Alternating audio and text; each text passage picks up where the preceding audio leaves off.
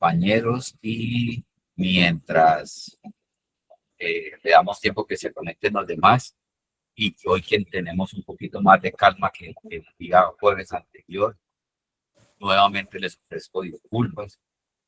Nos siguió viajando del trabajo hacia la casa y nos tocó parar. ¿Cómo han estado? ¿Todos son bomberos? Bien, profe, gracias a Dios. Yo sí pertenezco al Cuerpo de Bomberos de Surimena, San Carlos de Guarón, el Meta. Señor. Y Sebastián.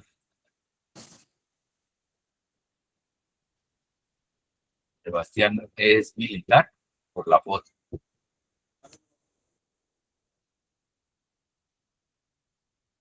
Creo que Sebastián no me escucha. Bueno, Julio, Andrés también es bombero, ¿cierto? William Schneider. Sí, señor. William Schneider. Instructor, muy buenas noches, ¿cómo está? Cordial saludo desde la ciudad de Manizales. William, ¿también es de bombero? No, señor, yo soy rescatista acá en la ciudad, una fundación Búsqueda y Rescate, la Fundación BIR. Búsqueda y rescate. ¿Desde dónde me dijiste? De Manizales, Caldas. Una fundación Búsqueda y Rescate. ¿Alguna vez una fundación, pero no recuerdo si era de Manizales o de Cali, le compró unas ambulancias al Hospital del Socorro, que por Martillo? No sé si es la misma fundación, que tenían un servicio de ambulancias, pero creo que era de Cali. Sí, señor, no, porque nosotros sí tenemos 5 móviles, pero pues no fueron adquiridas allá. Ana Victoria, buenas noches. Ana Victoria, ¿a qué organismo perteneces? ¿En qué trabajas?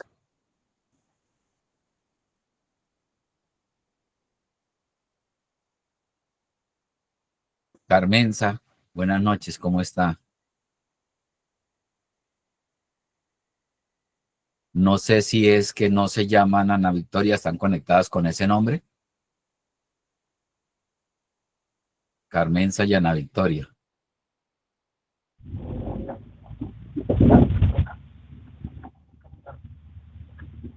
Henry, ¿en qué trabajas? ¿Qué profesión tienes? Un gusto, muchas gracias. No, la clase la vez pasada le salió excelente. Yo soy bombero voluntario de la ciudad de Bogotá hace ya algo más de 30 años y trabajo en seguridad privada en protección de personas, estimado instructor. Uy, Henry, qué bien, qué buen perfil. Que la protección de personas, haya personal que sepa de la atención prehospitalaria es muy importante. Eso robustece un esquema de seguridad. Y debería ser así, señor. ¿cierto? Sí, señor, y lo que pasa es que de pronto dentro de los panoramas de riesgo a veces en la protección de personas no se tiene en cuenta la parte médica, es decir, a uno se le puede, y ya nos sucedió en un grupo de seguridad que la persona que se protegía tuvo un paro cardiorrespiratorio, ¿sí? Sí. Y la reacción tardía del personal que estaba acompañándolo. De hecho, una de mis labores precisamente es ir como personal, no médico, sino de apoyo de primeros auxilios en cada desplazamiento. Sí, señor. Sí, debería ser así. Yo recuerdo recientemente, no sé si estoy mal, fue... Buenas noches a todos. Buenas noches, Caterín, ¿cómo estás? Recuerdo un incidente con Vargas Lleras, si no estoy mal, en Girón, y la reacción fue de un médico de la Defensa Civil que estaba en el evento, pero sí se debe contemplar en esos esquemas de seguridad, de esos protegidos de alto riesgo, de alto perfil, que como decíamos con Henry, para poner en contexto a los que se están conectando, la importancia de que haya dentro de ese esquema de seguridad una persona que lidere la atención primaria, la respuesta primaria, como en todo, ¿no? ¿Quién de ustedes no se ha dado la pela en una reunión, por ejemplo, previa a un evento de afluencia de público, donde siempre nosotros insistimos en que la primera respuesta debe partir de la misma organización del evento, de la misma logística. De pronto ya se vea en las ciudades grandes, ¿cierto? Pero en los municipios pequeños, anoche le decía yo a un organizador de un evento deportivo que la primera respuesta en el evento debería ser por parte de ellos mismos y no depender de los organismos de socorro. Estaba tratando de conocerlos un poco, a Lida María, a las damas, Ana Victoria, Carmenza, que nos cuenten, a Catherine, que nos cuenten dónde trabajan, qué hacen, son bomberos, son socorristas. Buenas noches.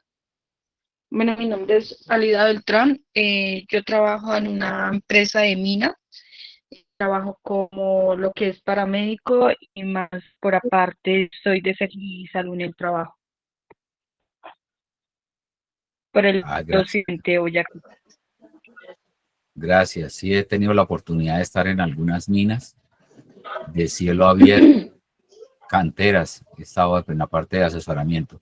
Catherine, cuéntanos. Buenas noches, ¿cómo están? Mi nombre es Catherine Montoyo, de Bogotá. Trabajaba en la clínica de LOMI, La Misericordia, por la Caracas, y ahorita estoy trabajando en un colegio privado como enfermera. Un reto interesante el que tienes. Carmenza. Sí, señor. Carmenza. Buenas noches, profe, ¿cómo están? Profe, yo soy auxiliar de geriatría, trabajo en un geriátrico en Nariño. Muy bien. A mí me gusta trabajar con los adultos mayores, ¿sabes? El viernes estuve en un centro vida, ya es la segunda oportunidad que voy a ese mismo centro vida este año, y estuvimos haciendo simulacro y poniendo a los adultos mayores a manejar extintores y a reconocer el sistema comando incidente. Es también interesante trabajar con ellos y con los niños con habilidades especiales. Bueno, ya casi vamos a iniciar. Jenerit, ¿cómo estás? Buenas noches, bienvenida. ¿En qué trabajas?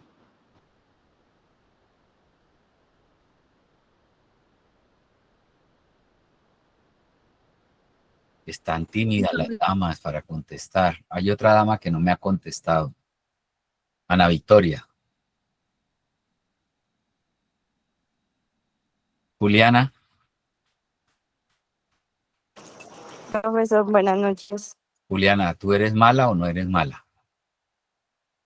Como la canción. ¿En qué trabajas, Juliana? Mi profesión es ser militar. Sí. Y estás aquí, haces parte del apoyo médico en tu unidad, o es por formación. Sí, señor. ¿Qué nos puedes contar?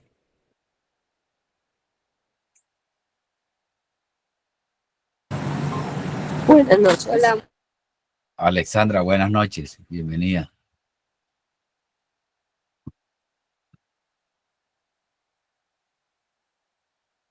Bueno, siendo las 7:08, yo creo que ya estamos la mayoría, ¿cierto? Me voy a voy a compartir la presentación para el día de hoy y les preguntaba por la profesión, pues uno, porque la vez pasada no tuve la oportunidad de saludarlos, de hacer este primer acercamiento con ustedes. Me confirman si ahí se ve la presentación, pues yo en el otro dispositivo la veo. Vamos a hablar de la seguridad del escenario. Muchas gracias. Vamos a hablar de la seguridad del escenario, de los CPP y el control de los riesgos en la escena. Muy bien, esa por esa manito arriba ahí. Vamos a ponernos activos hoy todos. Ya que estamos como con más calmita, pues podemos utilizar la herramienta ahí de la manito arriba, de saludar, de demostrar que estamos conectados. Eso, gracias, Lady. La idea de la clase de hoy, y bueno, dentro de este preámbulo que estábamos haciendo, y antes de continuar, quiero pues repetirles mi nombre, Edwin Alonso Villamizar. Me verán con el buzo de la Defensa Civil en estos momentos. Está haciendo frío, donde estoy está lloviendo. Soy voluntario de la Defensa Civil y en estos días recordando mis primeras experiencias en la Defensa Civil por esta semana de recordación de muchas cosas no tan agradables, pero que nos han servido para construir la historia de la respuesta a la atención de emergencias. Antes de iniciar, quiero felicitar a todos quienes son bomberos voluntarios. El 11 de noviembre, si no estoy mal, celebramos el Día del Bombero Voluntario, de la bombera voluntaria, por eso les preguntaba al inicio, para agradecerles a ustedes el servicio, la dedicación y el tiempo y el esmero que hacen por cada día prestarle un mejor servicio a la comunidad. Eso, uno. Agradecerles a ustedes eso. Siempre he mantenido una muy buena relación con los voluntarios, los bomberos voluntarios en todas las partes donde he estado y tengo grandes amigos en esta institución. Hasta me insisten en que me pase para el grupo de los bomberos voluntarios. Uno, eso, y sé que todos de alguna manera hemos tenido espacio para recordar esa parte triste de la historia del fallecimiento de más de 25,000 personas en un día como hoy, ¿no? Desafortunadamente, y entre los comentarios de los sobrevivientes y para quienes no fuimos armeros, pero sí escuchamos los radios microondas, ese desastre y esa manera desgarradora como contaban los voluntarios mayores de la Defensa Civil, porque yo era juvenil en esa época, el impacto, la magnitud del desastre y las consecuencias que eso dejó, que aún 40 años después no se han borrado.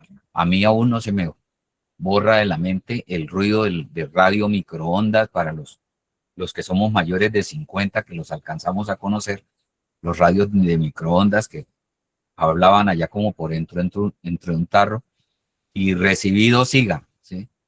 Entonces, ese señor, don Leopoldo Guevara, que hoy en día es homenajeado, y quienes vieron mi perfil personal, tengo fotografías con él, es una persona a quien admiro. Yo lo escuché esa mañana, lo escuché en el radio microondas cuando él hizo la descripción de cómo estaba Armejo.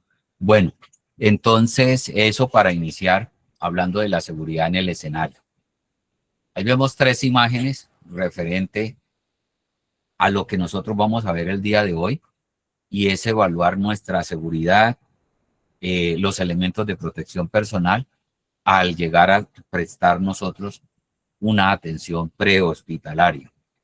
Teniendo en cuenta que no solamente prestamos atención prehospitalaria, no solamente en los accidentes de tránsito y en calle, ¿cierto? Podemos llegar a una vivienda, a una empresa, a un supermercado, nos pueden llamar de un teatro, nos pueden llamar de una finca, y siempre tenemos que pensar en nuestra seguridad y en la seguridad del escenario. ¿Quién de nosotros no ha estado en alguna situación de estas? Ahí con la manito levantada o algo. ¿Sí? Los accidentes se pueden presentar. La misión médica. Profe, señor. Julio, listo. Yo Sí, llevo señor. yo llevo 49 años en bomberos, soy bombero fundador de Granada Meta, pero en este momento me encuentro en Sulimena Meta, Sí, señor. San Carlos de Guaroa. Y en el tiempo que yo llevo, pues la verdad, hartos accidentes, una cosa, otra, rescate por inmersión, en espacios confinados, estructurales, también en incendios forestales. He tenido siempre hartas experiencias, gracias a Dios pues, hemos salido bien, pero usted sabe que hay que tener mucho cuidado y con lo que usted dice, tener todos los elementos de protección personal. Y doy capacitaciones también en los colegios, en la escuela, en los hospitales, en las empresas aquí como por acá es Palmicultor, lo que es Sí, Manuelita, todas esas empresas, pues yo les doy capacitación, pues lo poco que sé, me gusta compartirlo. Una pregunta así cortica. de ese tiempo que tienes, ya casi 50 años de servicio, de casualidad estuviste en Armero, en el Eje Cafetero, en Popayán, las grandes, así que yo No, me acuerdo ahorita, Putumayo, no, profe, ¿no? no he ido, pero he visto todos los casos por televisión y todo, y la verdad que son desgarradores y uno se pone en el pecho de las personas que están allá y es como si lo vivieran uno personalmente. Exacto, eso es lo que quiero llevar aquí al grupo, a que pensemos, bueno, a este poco abuelos ahora nos van a hablar, porque sé que aquí hay personas que no habían nacido en el 85, ¿sí? Ujú. Eh, Como le digo, algunos ya iniciábamos, ya éramos juveniles.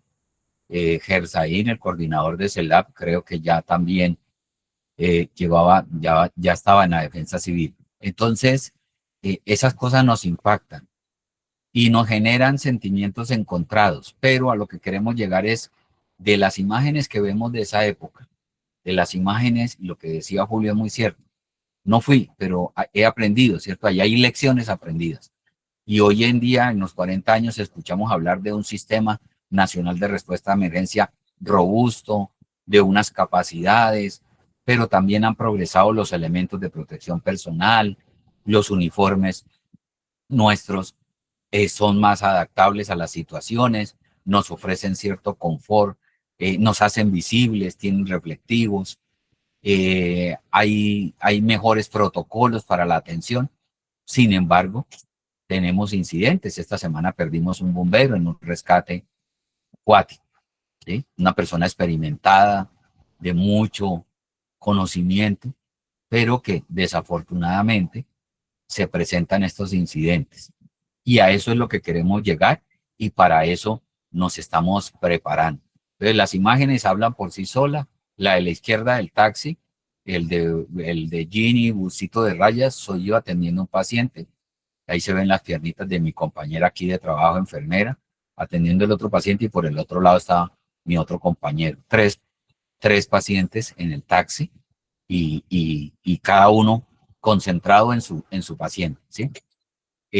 Elementos de protección personal, íbamos de pasajeros en un bus que está ya más adelante y a utilizar los elementos de protección personal, a asegurar la escena, eso es lo que vamos a hablar hoy y cómo suceden las cosas, ¿sí? La imagen de abajo, un ejemplo de aseguramiento de una escena para poder nosotros trabajar. Entonces, el objetivo de esta charla del día de hoy es tomar decisiones seguras, hacer esos entornos donde estamos trabajando, donde estamos luchando por salvar vidas, seguro para nosotros también, ¿sí? Aprender a identificar esos riesgos que tiene la escena, a usar los elementos de protección personal adecuados para la escena. Y ahorita vamos a ver por qué insisto en ese adecuados para cada escena. Tomar las decisiones seguras en atención de emergencia prehospitalaria. ¿Por qué? Porque cometemos errores. Somos humanos, tenemos sentimientos, se ha visto a lo largo de la historia, ya en nuestra atención de emergencia se habla del bienestar del socorrista, del estado de salud mental del socorrista. Entonces nosotros también nos impactamos y eso nos puede hacer que tengamos acciones inseguras, reacciones, nos pueden obligar a nosotros a... Henry tiene la mano levantada. Dime, Henry. Permiso para hablar, señor instructor. Siga. Es que para recordar, hay veces que uno, digamos, en lo que es los equipos de bioseguridad, uno dice que es para protegerse uno, ¿no? Pero el concepto, como usted bien lo dice, es para protegerse en 2 vías. Uno también puede contaminar al paciente, es decir, y por eso, de hecho, ahí puede haber un litigio legal porque uno dice, no, yo me estoy protegiendo del paciente, pero uno también puede llevarle al paciente alguna condición insegura por el mal manejo del equipo de protección personal. Muchas gracias, señor instructor. Henry, muy importante su aporte. Y eso es cierto. Siempre nos han vendido, anteriormente nos vendían la idea de que los elementos de protección personal es la barrera para nosotros no infectarnos. Pero vamos a ver, y gracias por recordarme, casos donde yo soy el agente contaminante para mi paciente. Entonces, para poder llegar a eso, nosotros tenemos que tener en cuenta 3 cosas. y utilizar nuestros sentidos. El ver no es mirar, el ver no es esa visión de túnel, y también tengo experiencia de visión de túnel, y al otro día por la mañana, cuando terminamos el rescate, me di cuenta de muchas cosas que sucedieron alrededor, pero nosotros estábamos concentrados en un paciente, en un solo lugar. El ver es observar la escena con atención, identificar los peligros que puedan suceder.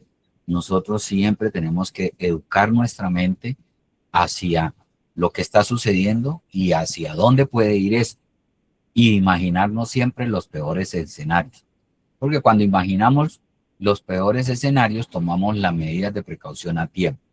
El pensar en analizar, evaluar y evaluar sobre todo con qué recursos contamos y con qué vamos a realizar esa planeación de la acción.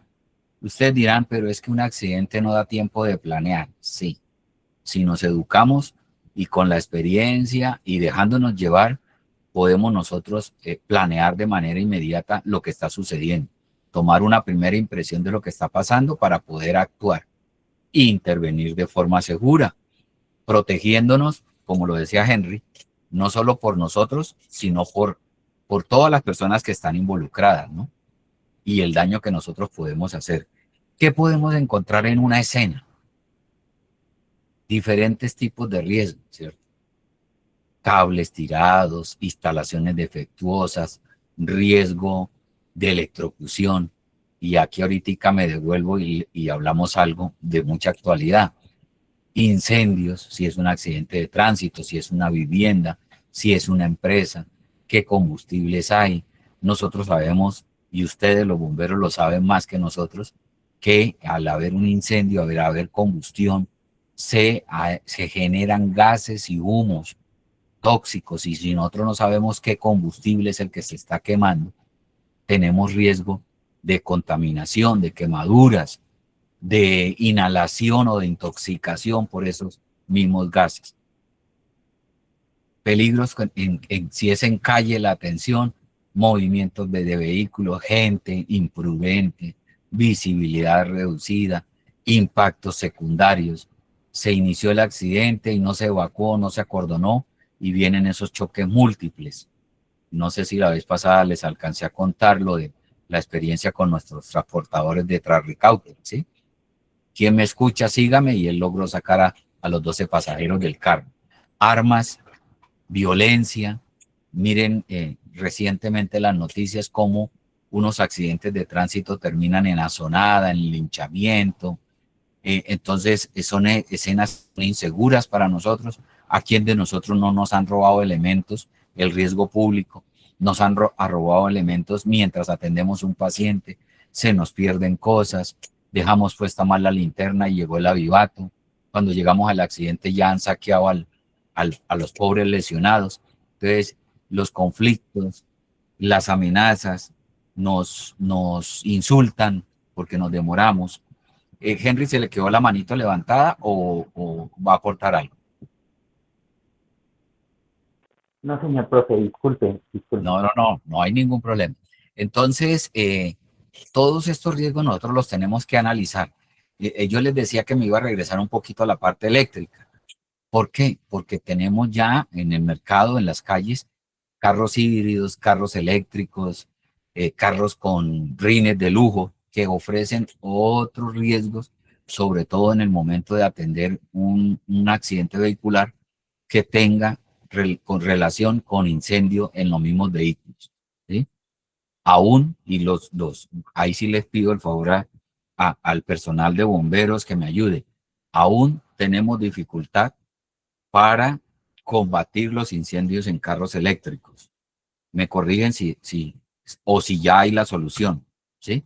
Afirmativo, no, usted tiene toda la razón. Desde la base científica en este momento, aún en los grandes cuerpos de bomberos a nivel mundial, se tiene ese problema del manejo de los vehículos eléctricos por sus baterías y los combustibles que manejan dichas baterías.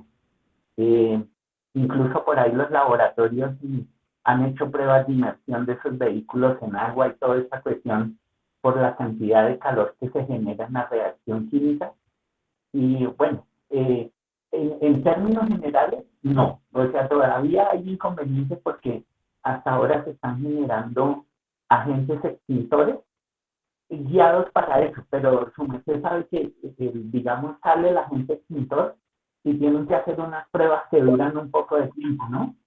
Sí. Pero es muy cierto y el riesgo es latente. Y digamos, en la ciudad de Bogotá, ya usted ve movilizándose muchísimos vehículos eléctricos y de hecho el transporte público ya tiene un porcentaje alto de vehículos eléctricos y esa es otra condición de riesgo, ¿no? Son dos cosas. El, digamos, la dificultad para enfriar esas baterías y controlar el incendio y lo otro, los gases que se generan en el incendio, ¿no? Son altamente tóxicos y calientes además. Muchas gracias. Gracias, gracias Henry. Entonces, veamos que ahí tenemos un reto que no se ha podido solucionar. El otro son los rines de lujo, los materiales en que están hechos los rines de lujo, y también me corregirán si estoy equivocado, pero no todas las aleaciones en las que están hechas esos rines de lujo reaccionan de la manera esperada al contacto con el agua y han causado lesiones a nivel mundial en los cuerpos de bomberos cuando están atendiendo los incendios vehiculares con ese tipo de esos automóviles, con ese tipo de rines de lujo. No todos los materiales los podemos apagar con agua y la reacción de algunos materiales a altas temperaturas o en el choque térmico con el agua causan esa explosión. Entonces ahí tenemos unos retos interesantes cuando analizamos riesgos. No es que queramos ver el peligro en todas partes, pero es que nosotros ya, nuestra mente instintivamente trabaja es así. Cuando nosotros estamos analizando riesgos, estamos es al 100%, ¿sí? Entonces, existe un fundamento y un protocolo que ustedes lo han escuchado hablar, y ya lo sabemos los socorristas, y cuando a nosotros nos preguntan, pero es que si yo atiendo un incidente vehicular, un accidente de tránsito, me demandan, me meto en problemas. Entonces, yo en mis charlas, en mis capacitaciones contesto, no, paz, paz. Y entonces se quedan así como mirándonos, ¿sí? Y explicamos, nos dan la oportunidad de difundir o de comentar este protocolo, ¿sí? Proteger, alertar y socorrer, proteger, avisar y socorrer, bueno, como lo queramos llamar, pero es el protocolo que debemos tener todo el ciudadano del común y la persona que le dice, nos dice a nosotros, yo no atiendo un accidente de tránsito porque me meten en problemas. Que yo les decía, bueno, exacto, usted tiene sus temores, tiene desconocimiento, no se siente capacitado, pero para esto, para aplicar el protocolo Paz, es fácil de hacer, presta un servicio y, como dice, no me meto en problemas, no me voy a poner a hacer lo que yo no sé hacer o para lo que yo no estoy entrenado. Entonces, proteger también implica para nosotros, los que sí nos sentimos en capacidad de atender una escena. Entonces, asegurar la escena. Primero, nuestra seguridad, a nosotros nos han dicho, y ya lo dijimos ahorita cuando hablábamos de los elementos de protección, la seguridad mía y la del paciente. Y adicional a eso, la seguridad del entorno, porque recuerden que a todo le estamos poniendo algo que necesitamos hacer en este momento en el mundo entero, y es el tema de la sostenibilidad, ¿sí? Que nuestra escena, nuestra atención también tenga en cuenta agentes contaminantes, derrames de combustibles, que no podemos arrojar sustancias por arrojar, ¿sí? Incluso en el mismo manejo de los extintores, ya hablamos de que hay unos agentes que nos toca necesariamente empezar a reemplazarlos y sacarlos de nuestra atención porque estamos generando contaminación. Entonces viene la pregunta del millón, y entonces, ¿cuál va a ser el extintor o los extintores adecuados? Porque también tenemos que en nuestras actividades buscar esa protección del entorno, del medio ambiente. Alertar a quién, a los servicios de emergencia, a los recursos que estén disponibles, que nos puedan apoyar, pero ese alertar también tiene un componente, es la información veraz, oportuna, realista del incidente, ¿cierto? ¿A quién de nosotros no nos ha pasado? Estamos de turno y entra la llamada, un accidente de tránsito en tal parte y nos cuelgan, ¿sí? Nos dejan un vehículo, dos vehículos, enviamos policía, no enviamos policía, llevamos ambulancias, cuántas ambulancias. Entonces ese alertar también tiene que tener un componente de una información correcta. Yo sé que entre nosotros los que estamos aquí conectados no existe eso, pero en otros municipios, en otro país, entró la llamada a mi organismo de socorro, a mi empresa de respuesta a emergencia, y no le informo a nadie, me voy porque estoy detrás de yo recoger el mayor número de pacientes, digámoslo así, que lo estamos mirando desde la parte económica. Y resulta que no avisamos a las otras autoridades y vamos a necesitar el acompañamiento de la policía, de tránsito, de otro organismo de socorro, de otra ambulancia. Entonces, hay que avisar y alertar a esos otros organismos. Entonces, nos pasaba en alguna ocasión, llegábamos al incidente y el incidente no éramos capaces nosotros, ¿sí? Entonces, llamar a los compañeros, a los colegas, ¿y por qué me avisan hasta ahora? Ustedes están a media hora de camino, apenas vamos a salir nosotros, ¿sí? Entonces ese alertar a tiempo también es importante y ahí está en juego también nuestra seguridad, porque si nos vamos 5 a un evento que requiere la atención de mucho más socorristas, pues estamos poniendo en riesgo también nuestra integridad porque sobrepasa nuestra capacidad de respuesta. Y atender al paciente una vez confirmada que la escena sea segura. Algunas veces el público presente nos presiona que tenemos que entrar al vehículo, pero el vehículo lo tenemos que asegurar, tenemos que mirar que no haya riesgos para nosotros, para el mismo paciente, que podamos entrar de manera segura, que no entremos solos, porque eso también nos pone en riesgo, ¿sí? Mínimo 2 y alguien que esté pendiente de lo que está sucediendo alrededor. Para esa atención y para nosotros protegernos, pues los elementos, perdonen la redundancia, los elementos que nos protegen van, organicémoslos de cabeza hacia los pies, ¿sí? Todas las partes del cuerpo que nosotros necesitamos proteger. Entonces, en nuestra cabeza, ¿qué llevaríamos? Un buen casco adecuado a la escena, adecuado al escenario donde vamos a entrar. No todos los cascos nos van a servir en todas las escenas, nos van a servir en todos los tipos de rescate. Afortunadamente ya hay una variedad de elementos de protección personal especializados para cada caso. La protección de nuestra cabeza, de nuestros ojos. Algunos cascos tienen visor, pero es indispensable que además de eso, debajo del visor tengamos las gafas de protección. Voy a poner un ejemplo. El casco de bombero tiene un visor alrededor, pero no está totalmente herméticamente sellado como para protegernos del salto de partículas o de sustancias. Entonces, si yo además del visor tengo mis gafas de protección, pues estoy ampliando el espectro de esa barrera de protección.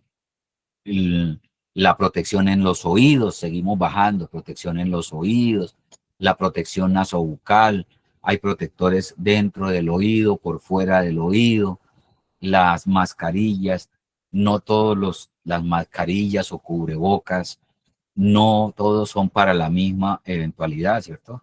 La atención prehospitalaria, hay un tipo de mascarilla, si hay partículas debemos usar mascarillas que nos ofrezcan una protección mayor y si es el caso, respiración especializada, equipos de autocontenido. Todas estas barreras nos sirven. Encontré dentro de lo que estaba consultando hoy en la tarde que además de nuestros uniformes, y hacen la recomendación, además de nuestros uniformes que tienen cintas reflectivas, que tienen unos colores llamativos, que nos diferenciamos del resto de la población por el color del uniforme, nosotros en las escenas cuando estamos atendiendo, estamos en la zona caliente, estamos en la zona de impacto, debemos usar, además de todo eso, chaleco reflectivo, sea de día o sea de noche, para hacernos más visibles aún en el escenario. ¿Y cuántas veces no nos dicen a nosotros, a medianoche en un accidente, en una escena segura e insegura, en una curva. Yo no lo vi, qué pena, ¿sí? Y casi nos atropellan. La protección de los pies, no solamente esa protección en la puntera, ese refuerzo, por debajo la suela también tiene que impedir que penetren objetos punzantes, deben ser dieléctricos, que se nos protejan del calor, de los químicos, del riesgo mecánico, pues de que un golpe, la protección que está, el refuerzo que tiene la puntera, lo que nosotros alcanzamos a utilizar alguna vez, esas botas de punta de acero que tanto nos maltrataron, ¿sí? Ya hoy en día es una fibra de carbono que, bueno, ya es más agradable utilizar ese tipo de botas. Entonces, la protección es para todo el cuerpo y es incómodo, sí, es un cuerpo extraño, pesa, y si al casco le ponemos la linterna, la cámara, los protectores auditivos, ¿qué más le podemos poner al casco? La linterna, la cámara, los protectores auditivos y las gafas, pues estamos cargando como 2 kilos de peso en la cabeza, y a la hora de estar trabajando nos duele la columna cervical, la nuca, ¿cierto? Entonces debemos saber también qué usamos y cuándo lo usamos. Hay un comparativo entre el elemento de protección personal básico y el avanzado. Lo básico, el tapabocas quirúrgico, guantes, gafas de protección, chaleco reflectivo, botas. Sé que se trabaja muy cómodo en tenis, no, pero tómenlo como una protección. La tripulación de una ambulancia, por lo regular, está con su traje antifluido y tenis, ¿sí? Utilizamos tenis. Hoy en día hay unos tenis que ya nos ofrecen una protección mediana, se ven muy bien, combinan muy bien con el traje de mayo, pero tienen suela dieléctrica, tienen protección en la puntera, pero semejan un par de tenis para quienes les gusta la ropa cómoda y todo, pero estar protegidos, porque en una ambulancia vamos a estar expuestos a estar en un accidente de tránsito tarde o temprano y vamos a encontrar químicos, sustancias, objetos punzantes que van a romper o van a derretir esos tenis Skechers que nos cuestan 400,000 pesos. Entonces debemos tener en cuenta esas recomendaciones para ese equipo de protección básico. El equipo de protección avanzado, ya hablamos de equipos para protegernos, por ejemplo, de materiales biológicos, de materiales peligrosos. Entonces ya hablamos que además de los EPP básicos, tenemos trajes de bioseguridad completos, cascos especializados para trabajar con herramientas, con materiales peligrosos, los equipos de respiración autónoma que nosotros conocemos, que por lo regular los tienen los equipos de bomberos, los equipos con el autocontenido, y la protección química especializada, trajes, botas especiales y equipos de recolección de antiderrames o de derrames, ¿cierto? Para atender esas eventualidades. Entonces nosotros por lo regular siempre cargamos en nuestro maletín de mano, en nuestro bolsillo, elementos de protección personal básico, pero fácilmente podemos llegar a una escena donde vamos a necesitar los avanzados y ya sabemos la razón técnica y el protocolo de por qué lo debemos utilizar. Hablando de los elementos de protección personal, nos explicaban alguna vez que, por ejemplo, entre los guantes, hay infinita variedad de guantes para diferentes escenas, para que no nos protegen contra los golpes, contra cortaduras, y siempre nos aconsejaban, por ejemplo, en la parte de atención a accidentes de tránsito, que debajo de los guantes de trabajo, los guantes con refuerzo para trabajar con herramientas, siempre tengamos puesto los guantes quirúrgicos para atención de pacientes, los guantes de látex o de nitrilo. ¿Por qué? Porque una vez terminamos de trabajar y vamos a abordar al paciente, pues es quitarnos los guantes de trabajo y ya quedamos protegidos para atender una hemorragia, una herida.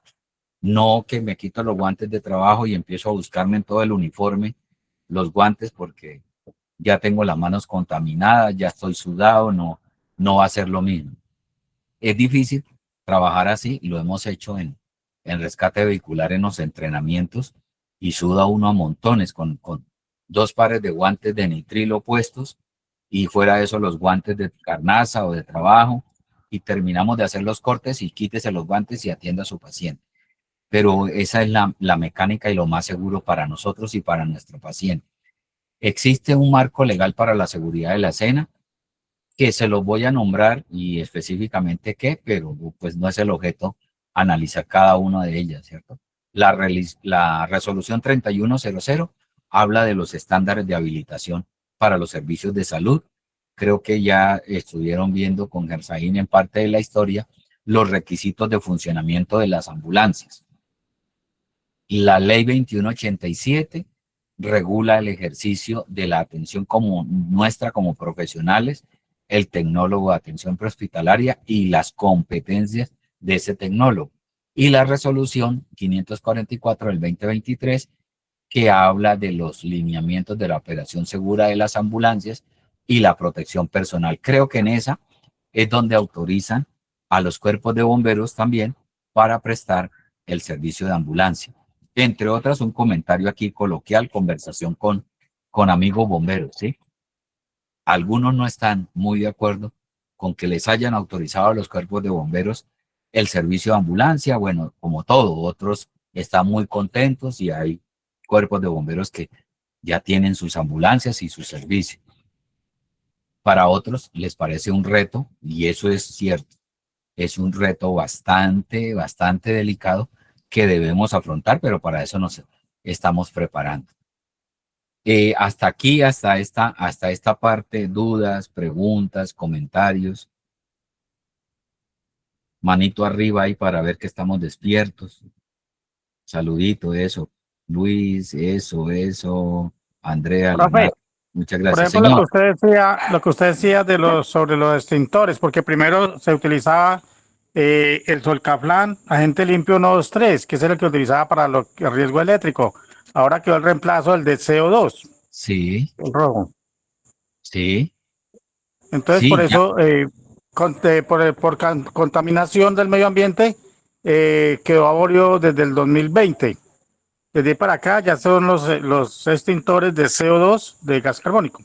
Sí, señor. Y muy pronto, más tarde, más temprano que Profe, tarde, saldrán los multipropósitos, ¿no? profe, Señor, Leonardo, dígame. fuera del CO2 también hay un extintor que ya está en el comercio para el riesgo eléctrico, que es el extintor AC, que es a base de agua deionizada. Y debe costar, Está más o menos entre 400 a 500 mil pesos. el de CO2, el de 5 libras está como en 300. Sí, pero también está el de agua, el de agua que es tipo AC. Ese ya viene con agua desionizada y se puede utilizar en cortos, en riesgo eléctrico, que no conduce corriente. Listo, muchas gracias por la información. Entonces ya está el AC. Bien por ese, bien. Bien por ese AC. Sí. Entre otras, les comento algo, y yo sé que a ustedes les ha pasado. Alguna vez estábamos haciendo una charla con conductores y prendimos unas llantas para hacer la práctica de sí, manejo del extintor, la verificación, el disparo de prueba y vamos a pagar. Y yo les pedí a los conductores, reunimos como unas 20 bucetas, que trajeran sus extintores. Unos sirvieron, otros no sirvieron. Y cuando las llantas, las más grandecitas, cogían cuerpo, disparaban esos extintores de las camionetas, de las bucetas, y no le hacían ni cosquillas a las llantas. Entonces decíamos, miren en mano de quién dejamos nuestro patrimonio, ¿sí? Miren la capacidad del extintor y miren una sola llanta cuando ya coge cuerpo, usted no es capaz de apagarla con un extintor de 10 libras, un multipropósito. Y los que han hecho la prueba lo saben. Entonces llevábamos extintores de agua a presión y los utilizamos. Entonces decían los señores, pero es que este cumple la norma, ¿sí? le revisan su kit de carreteras y si el extintor es el que piden y cumple la norma, pero de que sea efectivo a la hora de que una llanta en un tractocamión o en un camión grande o en una camioneta se incendie, no es capaz de apagarla. Entonces, ¿cuál fue la conclusión? De ahí en adelante, personalmente empecé a cargar en mi carro un extintor de agua a presión y el extintor multipropósito que piden en el kit de carreteras.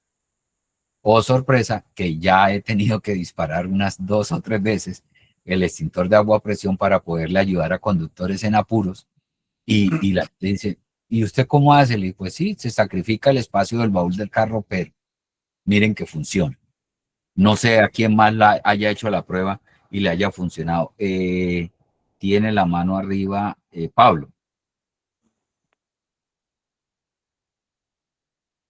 Pablo, ¿nos iba a decir algo?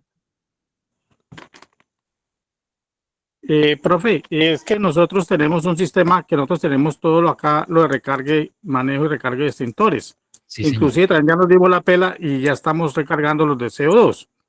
Nosotros a los extintores de agua presurizada de 2.5 galones, fuera de eso le anexamos el agente expulsor y una espuma triple F de Pentrate para que mejor penetre y hace una cámara de espuma y ahoga el incendio. Ya la hemos hecho las pruebas y todos los vehículos y todo. Gracias, Demian. Entonces, miren que sí, no estoy tan equivocado yo con la conclusión. De grado de sargento. Mi sargento, bueno,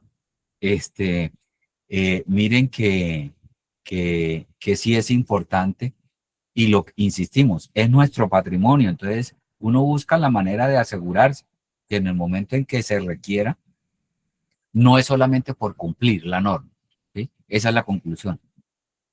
Por cumplir la norma, el botiquín debe tener estos elementos, pero usted sabe que ahorita en la norma no está el torniquete en el botiquín, pero si usted sabe de primeros auxilios, tiene el conocimiento y la experticia y se siente capaz de colocar un torniquete en el momento que se requiera, pues téngalo. Después de la charla de esta semana con el grupo User Call 28 de la seccional Santander, ya no debemos cargar un solo torniquete. En un paciente podemos colocar 2 torniquetes para hacer un mejor trabajo. Miren que ya, Sí, señor. hemos llegado a eso. ¿Sí o no? Los que hemos Sí, señor, estado sí, señor. conversados, ¿sí? Y hablan de posicionamiento y reubicación. ¿sí? Ubicación. Son dos. ¿Cómo colocamos 2 torniquetes? Y el ejemplo más claro es este. Llegamos a un accidente de tránsito, la persona está vestida con su ropa, pero tiene todo el brazo lleno de sangre. No hay tiempo en ese momento para quitar la camisa, romper y buscar dónde está la herida. Entonces, ¿qué hacemos? Ayúdeme. El que me dijo, sí, señor, ayúdeme. ¿Qué hacemos en ese caso? Se ubica el torniquete, según el fabricante, en la parte más cercana, en el caso de los brazos al hombro y en el caso de las piernas a la cadera, se ajusta y posteriormente cuando se saca un área segura, se expone la extremidad y se verifica dónde está la hemorragia y ahí viene el posicionamiento del nuevo torniquete, señor instructor. Gracias, Henry. Sí, es así. ¿Quiénes del grupo lo sabían y quiénes no? Yo lo sabía, señor instructor. Sí. Porque inclusive yo tengo mi propio botiquín de las capacitaciones y le tengo de todo, de todo. Inclusive le tengo hasta la brújula, le tengo todo, tengo en el botiquín. Gracias. Yo en mi botiquín, el que cargo en mi carro, ya tengo 3 extintores, tres extintores, 3 torniquetes y tengo 2 vendajes israelí. O sea, yo ya viendo y actualizándome, ya es necesario, ¿sí? Es necesario.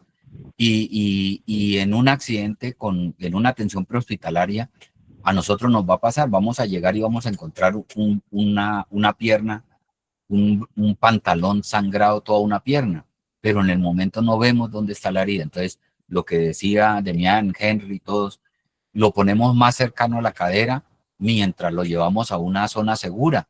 Como estamos hablando de la seguridad de la escena y del marco legal, ¿qué ganamos ahí? Tiempo, le garantizamos la vida al paciente, porque esté cerca o no de la herida, ya estamos deteniendo un sangrado, ya estamos dando un primer paso. Cuando tengamos tiempo, cuando ya lo podamos sacar del vehículo, cuando ya podamos estar en una zona segura, que podamos cortar el pantalón, además de que no lo vamos a exponer al paciente a la desnudez delante de todo el mundo, estamos asegurando de que por lo menos ese sangrado no sea tan abundante mientras ubicamos el sitio de la herida por donde está sangrando. Entonces miren que entre todos construimos conocimiento.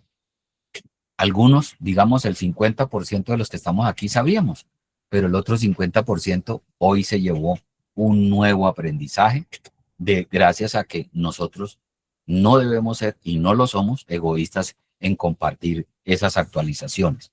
Entonces, volviendo al tema de los tipos de riesgo, los riesgos biológicos, fluidos corporales, patógenos, infecciones y el contacto directo. Entonces, aquí es donde decíamos al principio, la seguridad no es solamente para mí, sino para el paciente. ¿En qué paciente yo soy un riesgo? En el paciente terminal de cáncer, en el paciente inmunodeprimido, en ese paciente con problemas de defensas, ¿sí? Que yo soy el que lo puedo, digámoslo así, yo soy el que lo puedo contaminar. Esa es importante la información que nos dan. Yerenit, levantaste la mano. Sí, profe, lo que pasa referente al torniquete, yo tenía entendido que después de que uno coloca un torniquete, pues no lo puede, o sea, no puede soltarse, o sea, solo se suelta los médicos, entonces, que se coloca en el momento, no se ha asegurado pues escena, pero ya, sí, ya con, eso es lo que comentar. Me da pena con Jeremy, pero no le entendí. Henry, ¿me ayudas si le entendiste? Se escuchó entrecortado.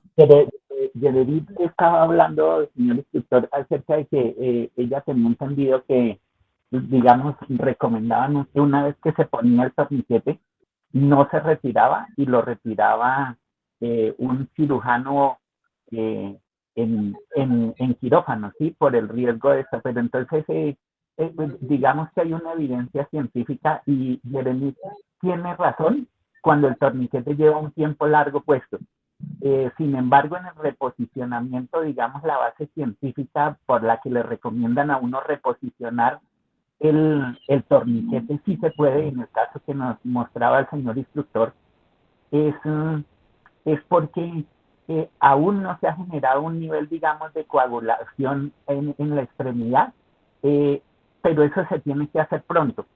Los factores de seguridad de los torniquetes están en 2, 4 y 6 horas, es decir, en esos tiempos no se genera un daño que pueda, digamos, perder la extremidad a la persona si se puso de forma adecuada. Entonces, ahí sí, como dicen, sí tiene razón Generit en que si lleva mucho tiempo un torniquete y se sueltan, va a generar unos problemas grandísimos sobre el paciente. Pero cuando se habla de reposicionamiento, se habla que el reposicionamiento se va a hacer en menos de 30 minutos desde que se empezó a manejar el paciente. Disculpe, instructor, qué pena meter ahí la cucharada. No, eso está muy bien. No, y aquí estamos construyendo conocimiento entre todos. Sí, Generit, la guía sigue diciendo de que cuando tenemos el criterio de colocar el torniquete, lo retira el profesional de la medicina. En lo que estamos hablando es de una atención pronta, de emergencia. Ponemos uno en la parte más distal del miembro que suponemos nosotros que está sangrando, y mientras lo rescatamos, 5 minutos, 10 minuticos, lo pasamos, y ahí sí ya podemos romper la camisa, mirar dónde está la herida y ponerlo en el lugar, pero nunca lo retiramos. Ponemos el otro y dejamos el otro de seguridad.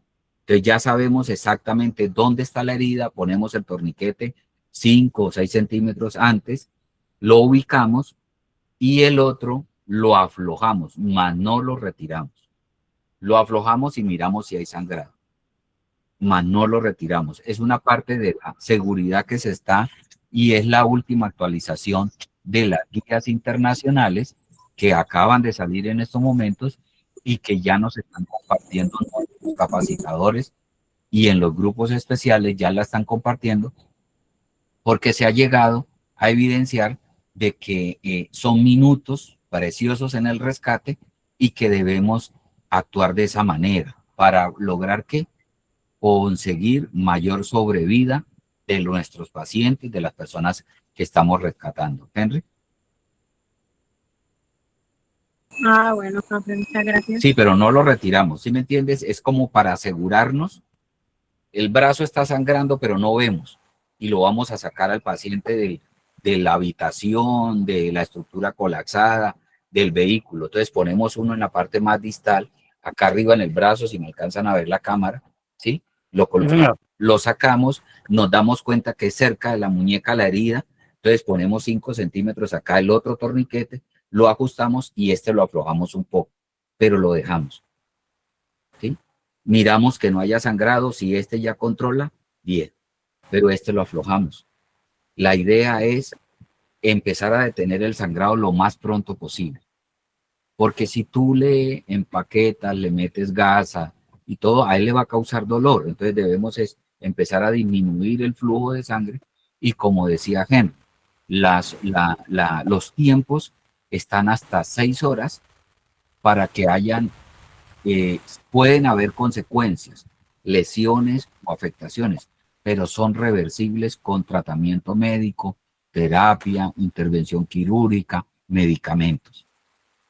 No, ya después de 6 horas, si estamos a tiempo muy lejos, y me voy a salir un poquito del tema, si estamos a tiempo muy lejos o en eventos de gran magnitud, nos van a guiar para que nosotros incluso, dependiendo de la capacidad del grupo que pertenezcamos, vamos a realizar amputaciones y debemos prepararnos para allá.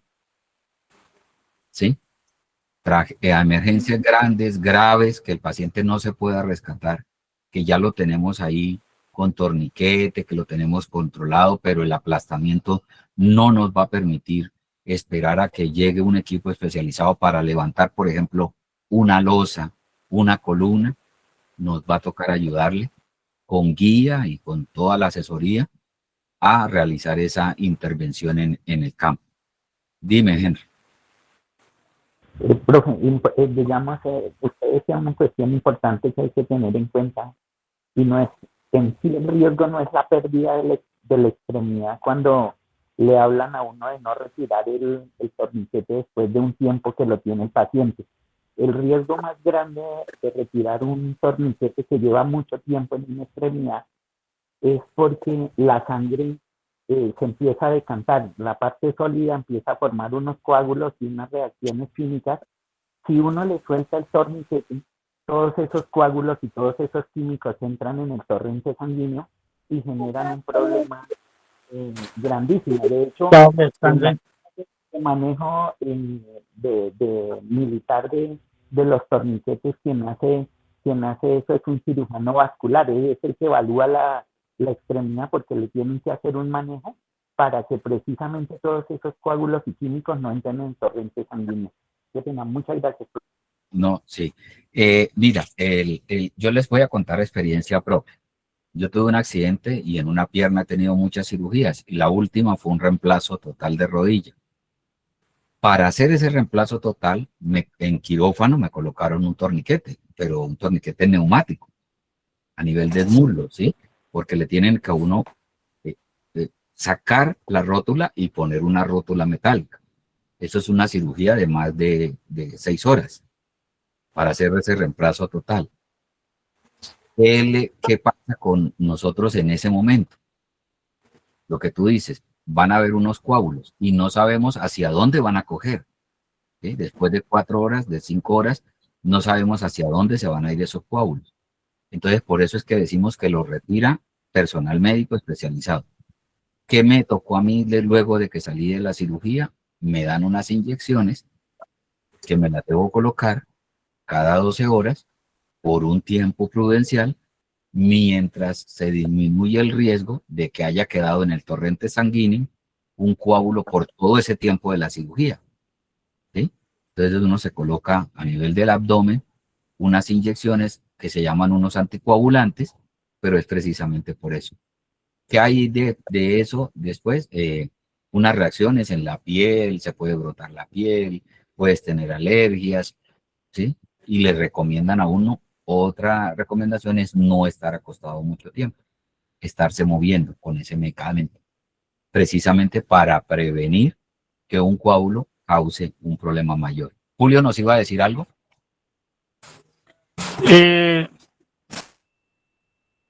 Inclusive hoy tuvimos una capacitación de primeros auxilios en una empresa y nos hacían la misma pregunta. Entonces, como le decíamos a los muchachos de las brigadas, que no se debe retirar los torniquetes hasta que nos llegue al centro asistencial, porque eso lo hace el médico, es el que puede hacer eso. ¿Por qué? Porque si se afloja, en un momento la sangre que está coagulando se destapona y hay más torrente de sangre. Es peor todavía porque puede perder la mano, el dedo, la pierna. Sí, sí, la cuestión de prevenir las hemorragias y que el paciente se nos desangre es cuestión de decisiones que debemos tomar rápidamente y que si tomamos el criterio y vimos la situación de poner el torniquete, debemos estar totalmente seguros de que lo que hicimos, lo hicimos bien, ¿sí?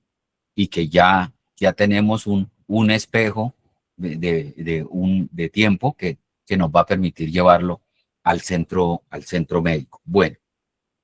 Claro, y para eso, profe, qué pena interrumpirle. Para eso él trae una franjita blanca, que es la fecha y la hora en que se le coloca el torniquete. Debido a esa hora, cuando uno entrega al paciente, le dice al médico, a tales horas se le colocó el torniquete. Debe ir anotado en la partecita blanca que lleva.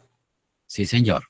Entonces, continuemos acá con los riesgos, ¿sí? Los riesgos mecánicos, estructuras inestables, objetos cortopunzantes, caídas. Nos podemos caer porque hay combustible, hay hidráulico, hay aceite regado en la escena. Debemos tener mucho cuidado con eso, ¿sí? No convertirnos en un paciente más.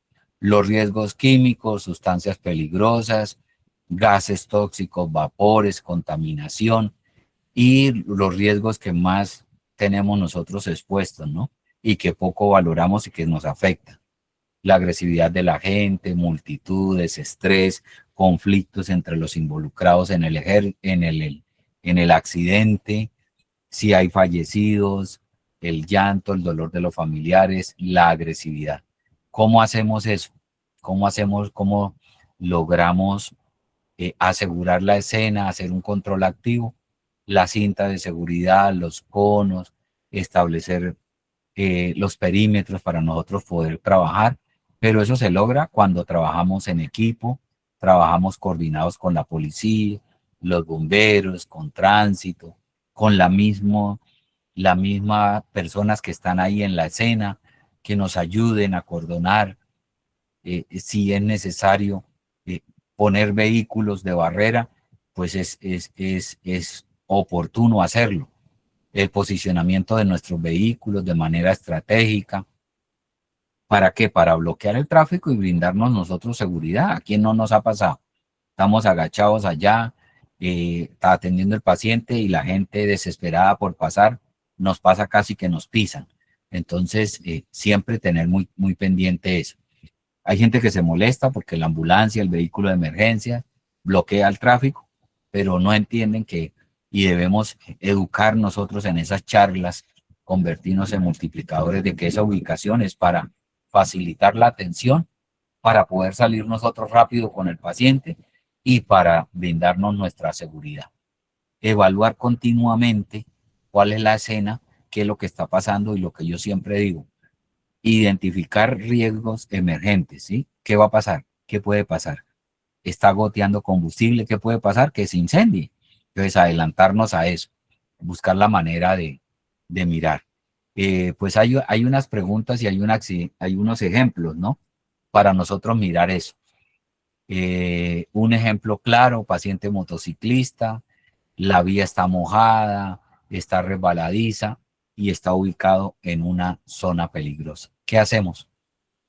Recibimos la llamada, salimos a atender un motociclista que está en la curva peligrosa que ya nosotros conocemos, está lloviendo o llovió recientemente y hay tráfico en ambas direcciones y la gente desesperada por pasarse o por hacer videos. ¿Cuál es el primer riesgo que debemos controlar en esta escena? El tráfico. La vía. Indiscutiblemente, ¿cierto? Creo que nadie Sí, claro, dice la que vía. no. El tráfico. Lo primero que tenemos que nosotros que controlar es el tráfico. Asegurar que el tráfico no pase y si va a pasar, que pase de manera controlada. Lo mejor es que no pase hasta que no retiremos el paciente.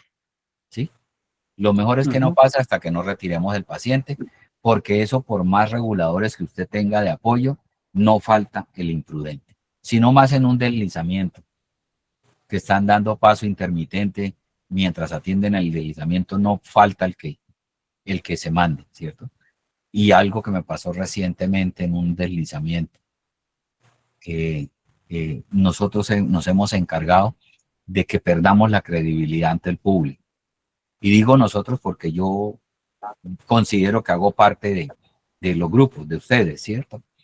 Cuando nosotros venimos de regreso de una emergencia, de una remisión, y vemos un trancón por un deslizamiento, por un accidente, algunos de nosotros ponen la sirena para pasar de primero, ¿sí? Ya viniendo vacíos, digamos, ¿sí? Ya entregamos el paciente, ya atendimos la emergencia.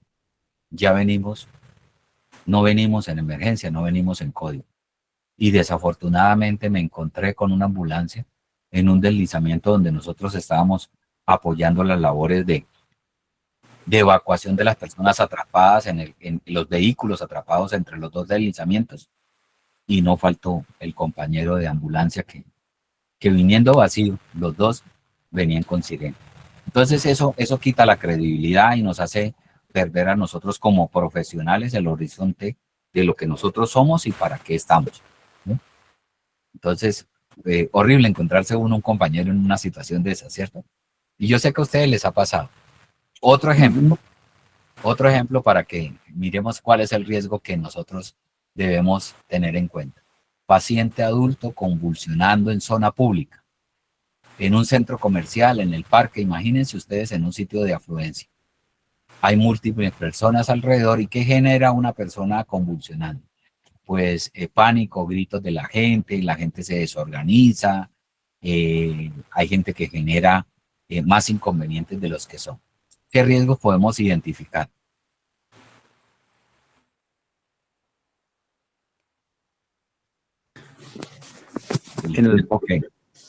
El manejo primero de las personas, ¿no? Aquí, digamos, se tiene ese inconveniente, pues, porque generalmente llegan a robar, ¿no? O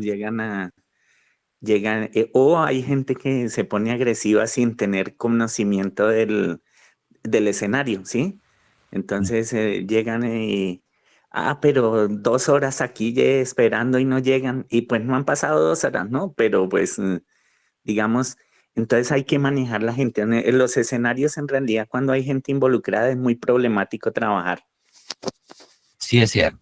Y si hay aglomeración de público. Ahora, la persona empezó a convulsionar y es una obra de teatro. Entonces gritan, se alborota la gente y el desconocimiento, Henry decía, el desconocimiento de las personas de qué hacer en ese caso genera que hayan gritos, que la gente se aparte, que la gente se mueva bruscamente y que se genere un desorden y que se cree pánico. Listo, la persona hay riesgo biológico porque la persona que convulsiona pues bota saliva, hay fluidos, ¿sí? Hay riesgo mecánico porque el paciente se puede golpear con una silla, si es en unas escaleras puede rodar por las escaleras, puede tener unas segundas lesiones relacionadas con el primer incidente. De pronto donde permanecen un poquito más calmadas, que yo haya vivido una convulsión de un paciente y donde son más calmaditos es si estamos en una Eucaristía, en una misa. De pronto por estar en la Eucaristía, en el templo, la gente es como más calmadita frente a la reacción de un desmayo, de una convulsión. Pero siempre hay que gestionar el riesgo psicosocial, hablarle a la gente, mantengan la calma, tranquilos, ya estamos aquí para ayudar, hay médico en la escena, siempre preguntemos si tenemos un profesional de la salud en la escena, porque eso nos puede ayudar muchísimo, ¿sí? Nunca sobra tener un médico en el equipo de trabajo, ¿sí? Así no sea parte de nuestra institución, pero si nosotros decimos hay médico en la escena, de pronto le damos esa oportunidad al que el profesional de la salud diga, sí, yo, porque a veces se quedan como en shot, en stand-by. A ver, voy a mirar a ver si esto, cómo evoluciona y digo que soy médico. Hay otros que sí se identifican de una y dicen, médico en la cena. Entonces, bueno, listo, colabórenos, doctor. ¿Sí? No sé si a Julio se le activó el micrófono o va a hacer algún aporte. Bueno, entonces, como conclusión, cada escena, tu decisión puede salvar una vida, incluida la tuya. Si yo tomo una mala decisión, puedo verme inmerso y convertirme en una víctima más, pero si yo tomo buenas decisiones, puedo con satisfacción después decir, listo, estuve actuando, pero lo generamos, lo negociamos, lo hicimos bien. Si tenemos oportunidad de evaluarnos nosotros mismos, de mirar las fotos, de mirar los videos y de manera didáctica decir, oiga, yo voy a mirar esto para compartir, hagámoslo, hagamos ese cierre de la atención entre todos, ¿sí? El equipo de trabajo, tomémonos un momento. Bueno, viene el momento de limpiar equipos, de dejar todo otra vez operable. Todo eso lo debemos hacer después de una atención, ¿cierto?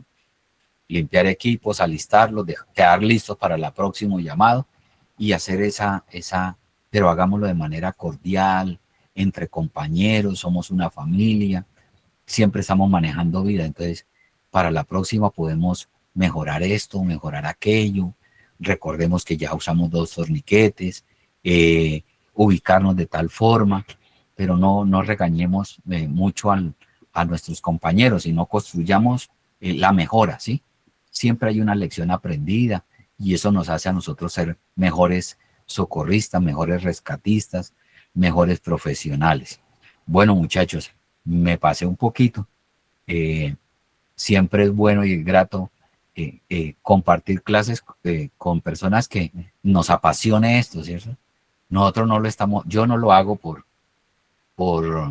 cumplir una hora de clase o por lo que Gersaí me pague o me reconozca. Lo hago porque me gusta esto y de pronto lo han notado. Esto es un estilo de vida para nosotros y creo que cada uno de los que estamos aquí vivimos esto con la misma pasión, ¿cierto? Y lo hacemos por aprender. Hoy aprendí cosas con ustedes. Mire, el extintor AC. Otros aprendimos que ya podemos y debemos usar 2 torniquetes. Estamos asegurándole la vida a las personas. Y ese es nuestro motivo, ¿cierto? Esa es nuestra razón de ser. Y siempre dejar el mensaje. No importa el color de nuestro uniforme, todos tenemos un solo propósito, salvar vidas y para eso vinimos a este mundo. Entonces, trabajemos en equipo y trabajemos bien y compartamos conocimientos. Dudas, preguntas, comentarios, contribuciones. Bien, profe, gracias por su tiempo para destinar a explicarnos cosas que de verdad uno pues se le salen de las manos, pero vuelven a recordar lo que ya ha vivido. Muy amable, muy buena la charla. Gracias, profe. Bueno, gracias a ustedes. Gracias a todos y que descansen. Gracias por sacar este tiempito y que pasen buena noche. Nos veremos el próximo jueves si Dios nos lo permite. Señor instructor, muchas gracias. Buenas noches a usted y a los Muchas gracias, compañeros. profe. Buenas noches a todos. Gracias.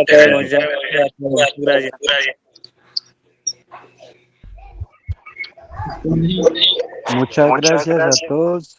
Dios los bendiga, que estén muy bien. Amén, igual para todos.